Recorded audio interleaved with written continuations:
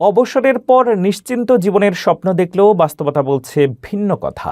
নতুন এক রিপোর্টে উঠে এসেছে আমেরিকার ৪১টি অঙ্গরাজ্যের প্রবীণরা সঞ্চয় ফুরিয়ে যাওয়ার বড় ঝুঁকিতে রয়েছেন।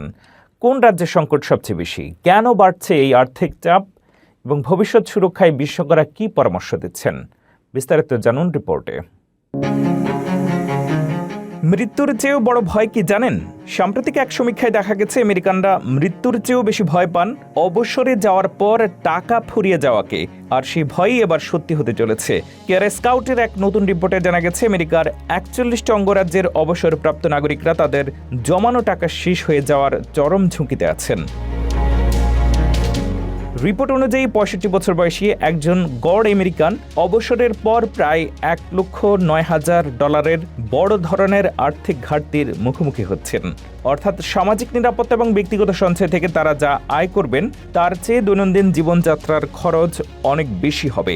নিউ ইয়র্ক, ক্যালিফোর্নিয়া, আলাস্কা এবং ম্যাসাচুসেটসের মতো উচ্চ জীবনযাত্রার ব্যয়ের রাজ্যগুলোতে এই সংকট সবচেয়ে তীব্র। যেমন নিউ ইয়র্কের একজন অবসরপ্রাপ্ত নাগরিকের ঘাটতি দাঁড়াতে পারে প্রায় $৪,৭১,০০০।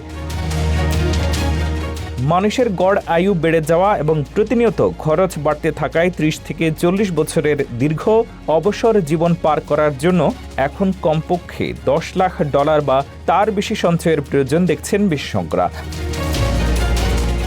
তবে এর মধ্যেও ব্যতিক্রম মাত্র ৯টি রাজ্য। ওয়াশিংটন, নিউ হ্যাম্পশায়ার এবং কলোরাডোর মতো রাজ্যগুলোতে জীবনযাত্রার খরচ নিয়ন্ত্রণে থাকায় প্রবীণরা এখন উদ্বৃত্ত টাকা নিয়ে শান্তিতে আছেন। কিন্তু বাকিদের জন্য বিশেষজ্ঞরা দিচ্ছেন কিছু জরুরি পরামর্শ। প্রথমত, নিজের আয়ু সম্পর্কে সঠিক ধারণা রাখা।